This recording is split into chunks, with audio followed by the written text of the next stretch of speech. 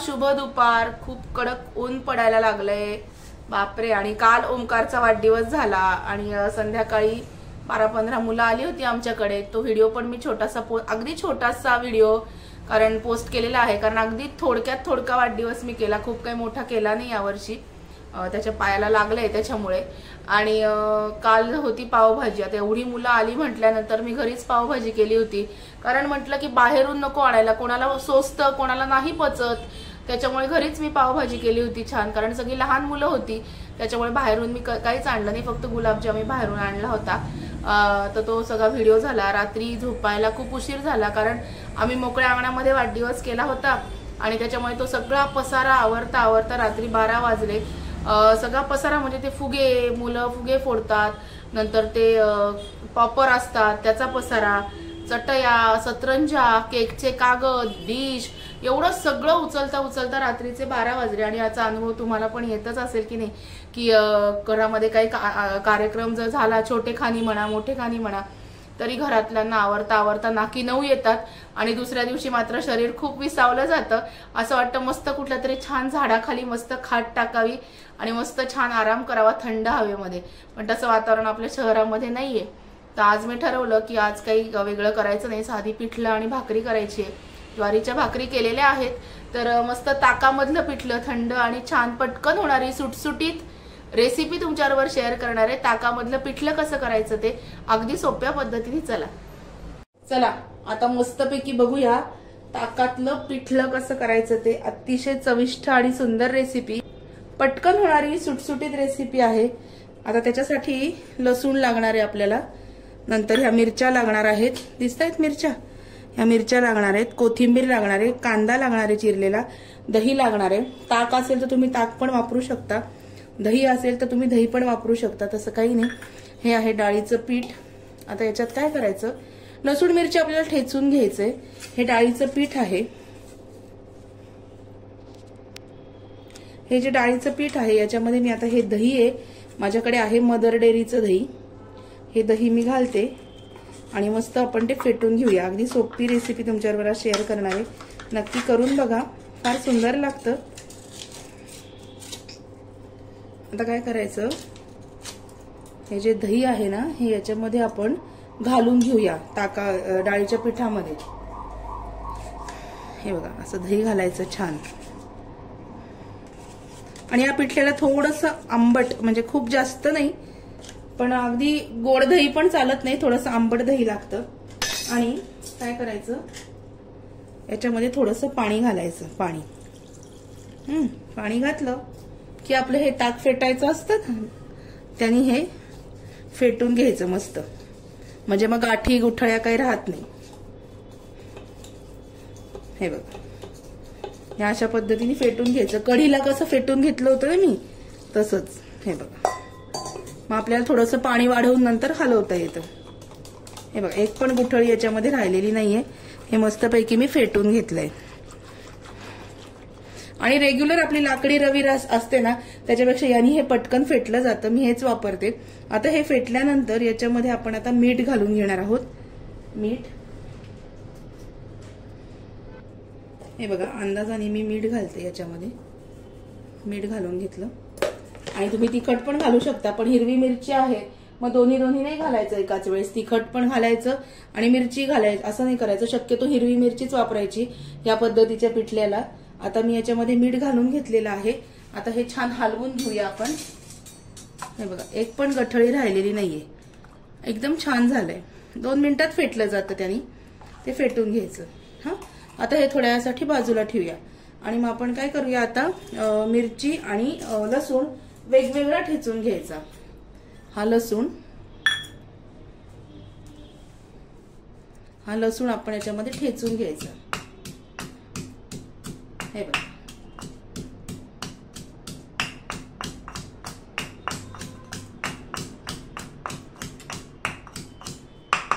मस्तपैकी मी ठेचून घेतला. तो काढून आपण आता वाटीमध्ये वेगळा काढून घेऊया. आणि मग मिरची वेगळी ठेचायची आणि लसूण पण वेगळा ठेचायचा. हे बघा असा ठेचायचा. हा मी इथे वाटीमध्ये काढून ठेवते.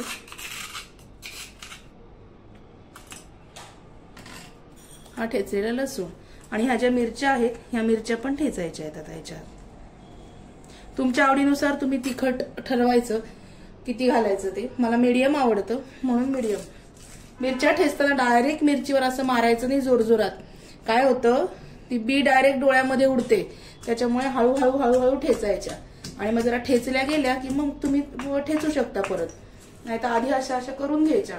नाहीतर मग काय होतं ठेचता ठेचता ती बी तोंडावर उडते, मिरचीच्या बिया उडतात, कधी कधी डोळ्यात जाते. तसं व्हायला नको म्हणून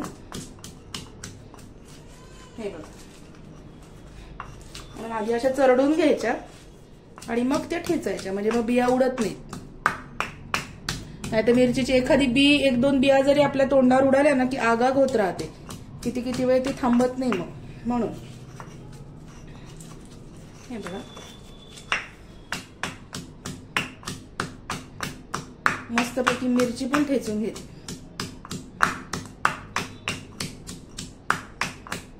बघा मिरचीचा सुद्धा खरडा झालाय, मस्त मी ठेचून घेतली मिरची.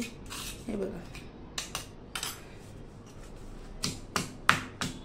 आणि मिक्सर मधून मिरची फिरवण्यापेक्षा अशा मिरचीचा ठेचलेला स्वाद आहे ना हा खूप भारी लागतो. म्हणून हे आवडीने आणलंय मी छान बाजारातून. आमच्या इथे बुधवारचा बाजार भरतो ना त्याच्यातून ही दगडी आणली मी आवडीने, कारण याच्यामध्ये खूप छान ठेचलं जातं. दाणे पण खूप सुंदर ठेचलं जातं याच्यात. हे बघा मिरचीचा खरडा पण झालाय. आता बघूया काय करायचं ते. आता ही कढई मी याच्यावर ठेवलेली आहे गॅसवरती. याच्यामध्ये साधारणतः तेलातल्या 2 पळ्या तेल मी याच्यामध्ये घालून घेतलंय. हे बघा आता गॅस लावून घेऊया आपण. आता फोडणी करायची मस्तपैकी. चला आता मस्त तेल ठेवलंय. मोहरी घालूया. जिरे जिरे आवश्यक आहे, तर जिरेला घालायचेच याच्यामध्ये, छान लागतात. कारण जिरे मोहरीची खमंग फोडणी करायची आपल्याला मस्तपैकी. मग घालायचं हिंग. हिंग घालायचं.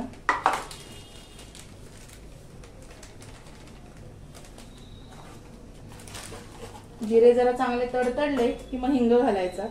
हिंग छान व्यवस्थित घालायचा, म्हणजे मग कारण पिठलं वातुळ असतं की नाही म्हणून हिंग.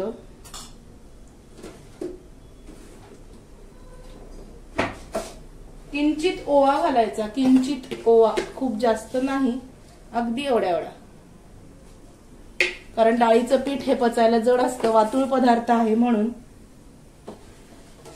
हे झाल्यानंतर तुम्हाला कढीपत्ता, आमच्या झाडाला बघा किती कवळा कवळा कढीपत्ता लागलाय. हा कढीपत्ता याच्यामध्ये घालायचा. नंतर लसूण, आपण ठेचलेला लसूण, ठेचलेला मिरचीचा खरडा,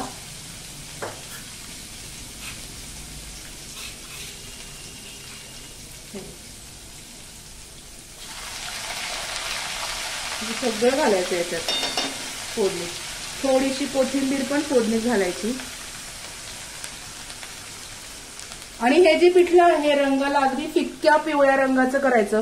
खूप जास्त हळद घालून डार्क करायचं नाही, त्यामुळे अगदी थोडीशी हळद मी घालणार आहे, रंग बदलेल एवढीच.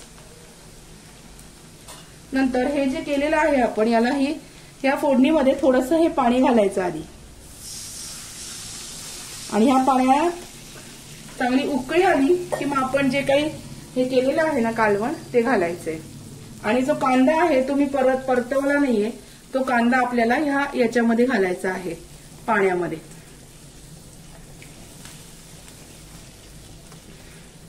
या पद्धतीने गावाकडची लोक पिठलं करतात. तुम्ही म्हणाल कांदा का नाही परतला, तर मी नाही परतत. असा याचा जो वास असतो ना कांद्याचा छान, तो याला छान लागतो. आणि हा फोडणीत न परतता मी डायरेक्ट हे जे पाणी फोडणीला टाकलंय याच्यामध्ये हा कांदा टाकलेला आहे, त्याच्यामुळे कांद्याचा स्मेल खूप छान लागतो.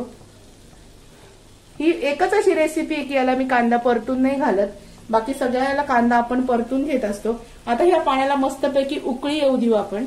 आणि मग ते जे आपण डाळीचं पीठ कालवलंय ना दह्यामध्ये, ताकामध्ये, ते मग आपण याच्यामध्ये घालूया. बघूया. बघा आता या पाण्याला मस्तपैकी उकळी आलेली आहे, दिसतंय तुम्हाला. आणि अशा उकळत्या पाण्यामध्ये तो कांदा शिजवून घ्यायचा आहे. तुम्ही परतवला तरी काही हरकत नाही, पण मी हा कांदा ह्या अशा उकळत्या पाण्यामध्ये शिजवून घेते. आणि मस्तपैकी उकळी येऊ देते छान त्या पाण्याला, म्हणजे तो कांद्याचा जो वास असतो तो त्या सगळ्या पिठल्याला लागतो. तुम्ही परतवून घेतला तरी सुद्धा काहीही हरकत नाही. आता हे जे आहे, आता एवढा उकळल्यानंतर गॅस कमी करायचा आणि मग हळूहळू हे आपण जे दह्यातलं किंवा ताकातलं जे काही बेसन कालवलेलं आहे डाळीचं पीठ ते हळूहळू याच्यामध्ये टाकायचं आणि मस्तपैकी हलवून घ्यायचं. छान याला छान उकळी येऊ द्यायची, छान मस्त उकळू द्यायचं हे बघा. आणि ही जी कोथिंबीर गॅस मोठा करून उकळून घ्यायचं पिठलं. आणि पण इथे उभं राहायचं पिठलं उकळेपर्यंत, नाहीतर ते तडतड सगळीकडे गॅसवर उडतं. त्याच्यावर झाकण ठेवायचं थोड्या वेळ. आणि ही जी उरलेली कोथिंबीर आहे ना ही आपण याच्यामध्ये आता टाकून घेऊया. छान हलवायचं वर काय मस्त, नाहीतर काय होतं पिठलं असं थड थड थड सगळ्या गॅसवर उडतं आणि मग परत ते आपल्याला सगळं आवरायला लागतं. म्हणून हे आधी हलवायचं छान, त्याच्या गाठी होऊ द्यायच्या नाहीत. नाहीतर झाकण नाही ठेवलं की हा मागच्या टाईल्स, हा गॅस, शेजारी जर आपण कुकर ठेवला असेल शेजारच्या शेगडीवर तर ते सगळं खराब होतं, कारण डाळीचं पीठ हे उडतं उकळल्यानंतर. म्हणून हे छान हलवून घ्यायचं आधी आणि छान त्यातल्या गाठी वगैरे सगळ्या आपण तर आधीच काढून घेतलेल्या आहेत.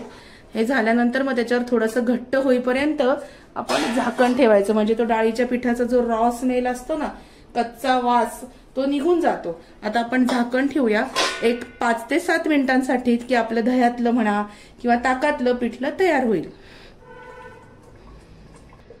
5 ते 7 मिनिटं झालेत. पिठल्याला मस्तपैकी दणदणून वाफ आली आहे. हे बघा दिसतीये वाफ आली आहे. हे असं उडतं म्हणून मी गॅसवरती पटकन आधी शिजवून घ्यायचं, छान हलवून घ्यायचं, गाठी मोडून घ्यायच्या आणि मग आपण झाकण ठेवायचं, म्हणजे खराब होत नाही. आता गॅस बंद करूया. हे पिठलं आपलं तयार आहे. आता आपण हे डिश मध्ये सर्व करूया. हे बघा आपलं पिठलं तयार. हे बघा आपलं मस्त पिठलं तयार आहे आणि डिश मध्ये मी काढून घेतलंय. आणि अशी मस्त हिरवी हिरवी गार मस्त मिरची आणि ही थोडीशी कोथिंबीर. वा किती सुंदर दिसते, असं वाटतं लगेच जेवायला बसावं की काय. हे बघा हे असं आपलं दह्यातलं म्हणा ताकातलं पिठलं तयार आहे. ताक नसेल तर तुम्ही दही फेटून घ्यायचं पिठामध्ये, मी आता जसं सांगितलं त्या पद्धतीने. हे बघा अतिशय सुंदर चविष्ट लागतं. हे असं आपलं पिठलं तयार आहे. आजचा व्हिडिओ कसा वाटला ते नक्की कळवा कमेंट करून. आणि रेसिपी खूप छान आहे, नक्की ट्राय करा. आणि तुम्ही पण या सगळेजण मस्तपैकी आपण सगळे मिळून पिठलं भाकरी खाऊया आणि एन्जॉय करूया. आणि व्हिडिओ आवडला असेल तर व्हिडिओला लाईक करा, शेअर करा, सबस्क्राईब करा. आणि भेटूया अशाच नवीन व्हिडिओमध्ये नवीन विषयाबरोबर उद्याला. तोपर्यंत हे जे आहे ना पिठलं हे करून बघा नक्की आणि टेस्ट करा, मला कळवा. Bye bye.